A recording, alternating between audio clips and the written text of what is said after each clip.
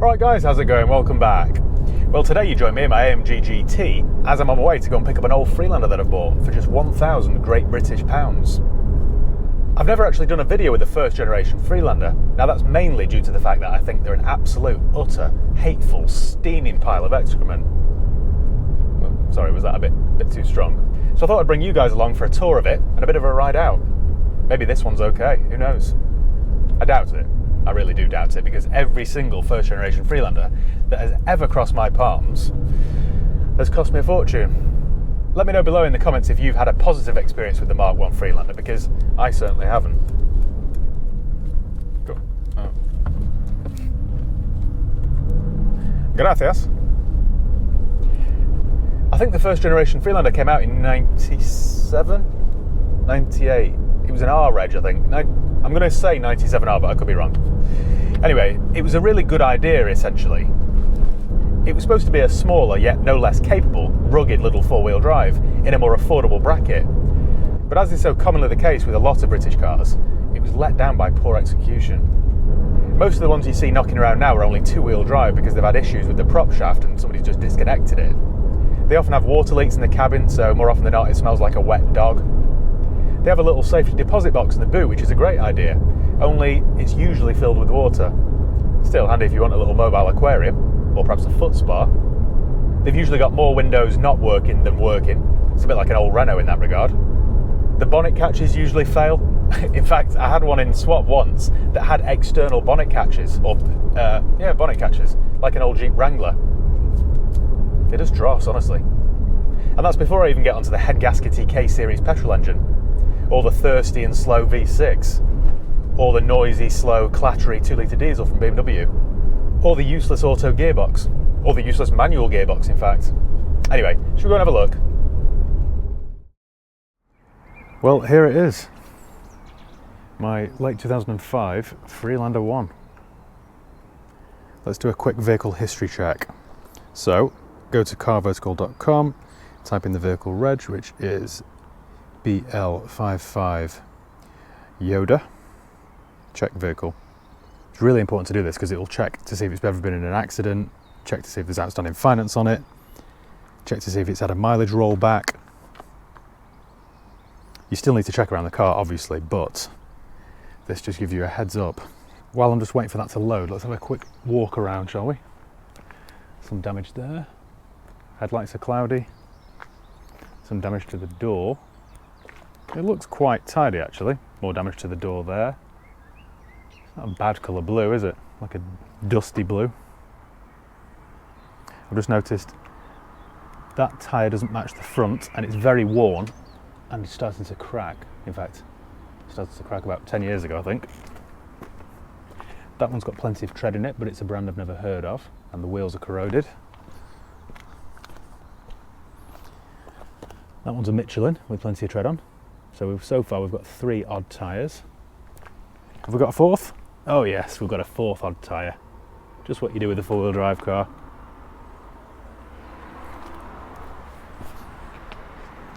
Actually looks okay, to be fair. Oh, there's no sunroof, that's a result. No sunroof to leak water in. We've got odd plates, the front one doesn't match the back. It's missing its badge. We've got another racing slick there of no brand. God, the tyres are so old on this car. We've got a tow bar here, so he's been pulling something. It's only got single electric, so I don't think it's a big caravan. Right, my car vertical check has loaded, so let's view this report then.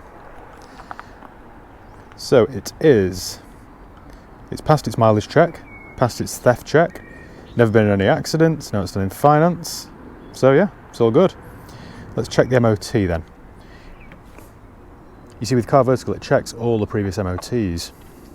It's always had advises this, which means it's been ran probably on a shoestring.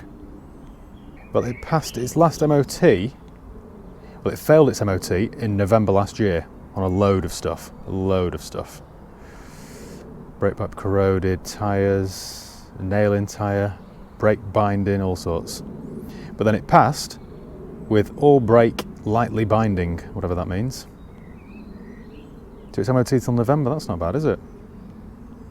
It's passed all those checks. Right, that's not bad. The mileage is, well, it done 144 at its last MOT. So it's only done, that's a bit suspicious. It's only done like 200 miles a year. Doesn't really make sense, does it? Prior to that, it was doing 5,000 miles a year. I suspect this might have just been used as like a tip run car. You know, like a second or third car, just to hook up the little trailer and take it to the tip with you. Old tat. Speaking of old tat, let's have a look, shall we? If you want to do your own car vertical check, click the link below in the video description and you'll get 10% off, or use the promo code HIGHPEAK. We've got lack appeal there. We've got, I think this era of Land Rover was so poor. This is where it gets a bad name, I think. Same with the Discovery of this era, which I did a video with, the Discovery 2. They're garbage. Look at the keys, standard issue Rover era keys. Do they work? Oh, they work. Look at that. Don't know I'm born, do I, sometimes? Clicking check strap, worn driver's door here. Someone's tried to cover with some sort of material. We've got half leather, half Alcantara. Looks like a little mouse as I go to the driver's bolster there.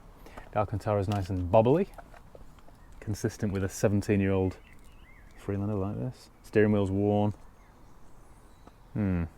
Right. Well, it's quite clean actually, this. Quite clean. This was obviously the model with the detachable interior light cover, which is handy. Look at that 40-year-old British Leyland mirror switch. Right. National Gambling Treatment Service helps thousands of people Turn off the every radio. month regain some control. Turn off the No radio. matter what the concern Nope. or question, we can help. No response there. So we've done 144,257. We've got a quarter tank of fuel in it. Let me turn that fan off. The clutch is very heavy, and it's a diesel, I hope. Certainly sounds like a diesel. This was, I think, I'm pretty sure anyway. I'm not that into this era of Freelander, so I'm not sure, but I think it's the old 2-litre BMW unit, which is a chain-driven engine, so they were quite reliable, but don't expect blistering performance from it. I've just noticed here we've got a screw holding that speaker cover up, and this A-pillar here looks as if it's been hand painted. You can see the brush marks in it, and the same with that side. Now, you never know with Land Rover of this era, that could well have left the factory like that. That's how bad they were. You can see there, by the way, the mirror switch here has got a little square thing there. It's got the blanking plate for it for left-hand drive vehicles. I hate this era of Freelander. I think they're garbage. It's not a bad spec, this. Is it an HSE? We've got heated seats, air conditioning that doesn't work. 2 locking wheel nuts, God knows why. Spare bulb, you never know, do you? Right, service history. Straight away I can see some bills here. MOT till November, we knew that already, thanks to our little car vertical check. Previous MOT report, HPI report. Can't show you that because of data protection. It's got some history then, this, so it has been looked after. Last serviced at 125.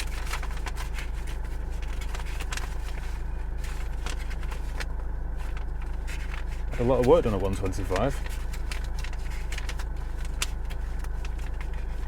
So there's receipts there. Let's have a look in the service book, if there is one. Is there a service book? Service book? Service book? Nope. No service book. Okay then. Well, there are some receipts. Some. It's fairly clean actually. It doesn't stink. The good thing about these Freelanders, the rear window goes down. Let's see if it works, shall we? Oh yeah, look at that. I always thought that was quite a clever design. Back when these cars were new, my dad borrowed one. I can't think why or how. But he picked me up. Him and my mum came to London to pick me up. I'd been staying with my auntie. And I thought it was the coolest thing, but then I was probably 9 years old and didn't know any better. Let's see if there's water in the boot, shall we?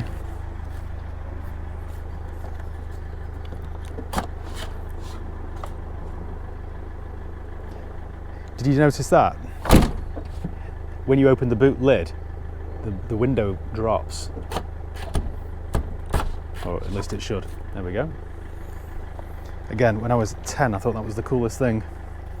So in here, you've got a little lockable box, which is locked. Shall we have a look? Hoping there's £1,000 in it.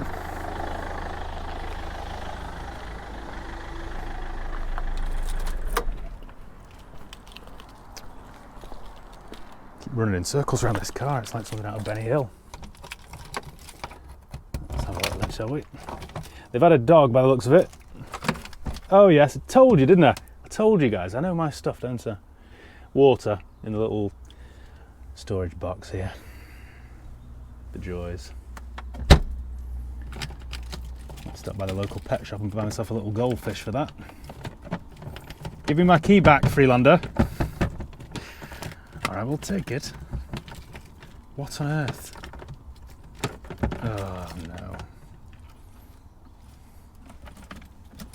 There we go. Not done properly, but who cares? I think it should have a parcel shelf, so that's missing, is it? Look at that, look. Can't beat a bit of DIY, can you? Look at that. What on earth does that do? It's like that episode of Friends.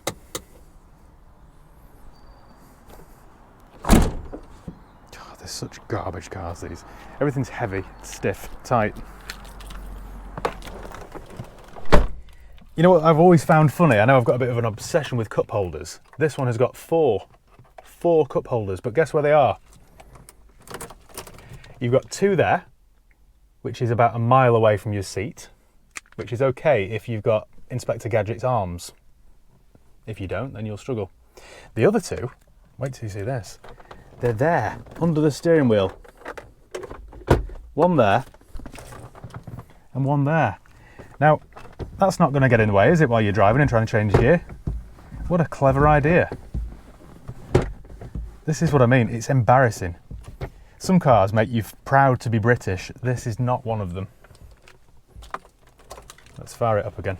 Shut my little cup holders. Oh yes, she purrs, doesn't she? Let's take it for a drive then, shall we?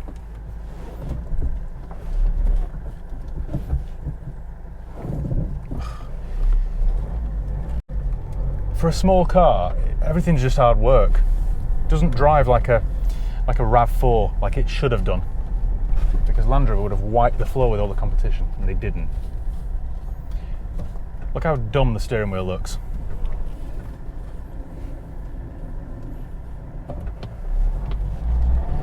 Oh, that's a bit dangerous. It's not got much power, this. I think there was something like 120 horsepower. Could be wrong there.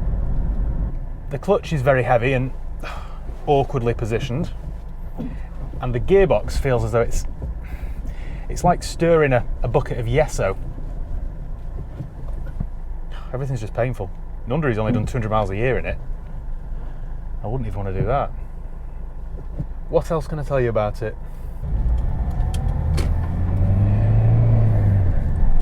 Well, she pulls. It also pulls to the left. Could make a political joke there, but I'm better than that. That'd be predictable, wouldn't it? It actually drives okay. It doesn't knock when you go over bumps. Turbo still engages. Clutch is heavy. The more time I spend in this car, the more I can see Rover issue parts, which just make me hate it straight away.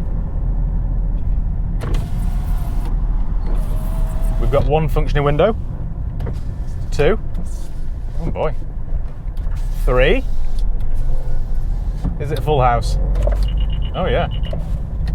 Whatever that was, it didn't like it. That might be the chime it plays when you've got all four functioning windows. don't think any Freelander owner's ever heard that before. Does the central locking work? Where's my central locking button? There we go. Big dumb clumsy button there. For some reason we've got 3 blanking switches down here near the handbrake. You'd think that's where they'd place the window switches, wouldn't you? But they haven't. What a chore to drive this car is. What an absolute chore. Back wiper works. There are no warning lights on the bright side. And we've got 4 keys, a little bit of history and a long MOT, so it could be worse, couldn't it? Could be worse. Could be like that Mercedes A-Class I bought recently. Oh yes, look at the power, feel the power. Feel the G-force. It's a slow car this, I can't imagine towing something as well. One thing I quite like about the Freelander one is where they've put the horn buttons.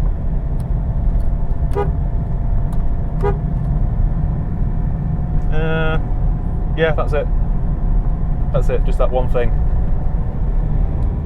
Personally, I think for the money I've paid for this car, mind you, it is a late 05, isn't it? I was going to say I think I've overpaid, but it must be worth that more or less, mustn't it? Again, I think with a quick vacuum out and some hot soapy water, there could be £500 profit in this car. I'd say, you know, the aircon,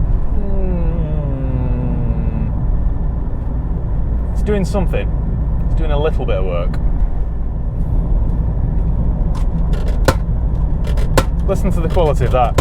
I've got a centre console here that when you release, it just drops. I just can't imagine the Germans or the Japanese doing that.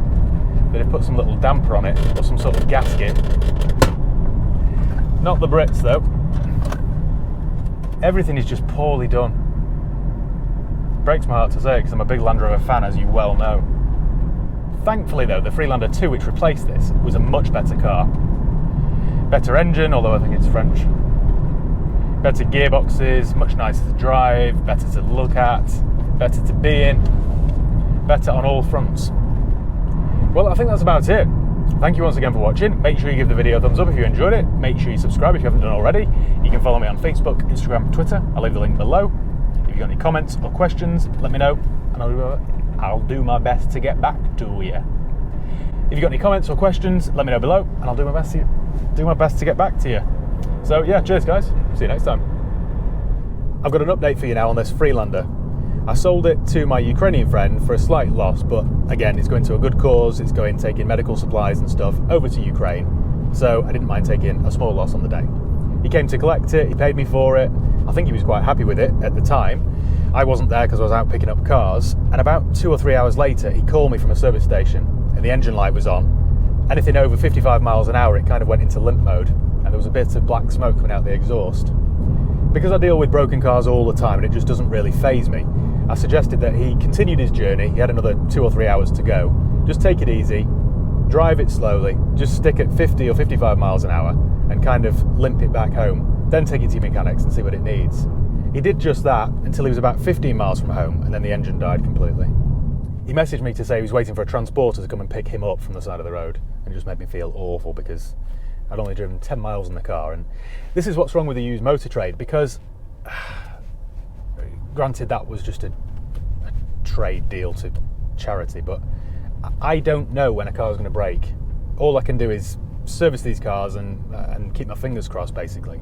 And yet so many times when something breaks, people automatically assume that the car dealer knew all about it, and that just isn't the case. When I've got 40 cars sitting on my forecourt, I can't drive them all 500 miles to see if there are any faults.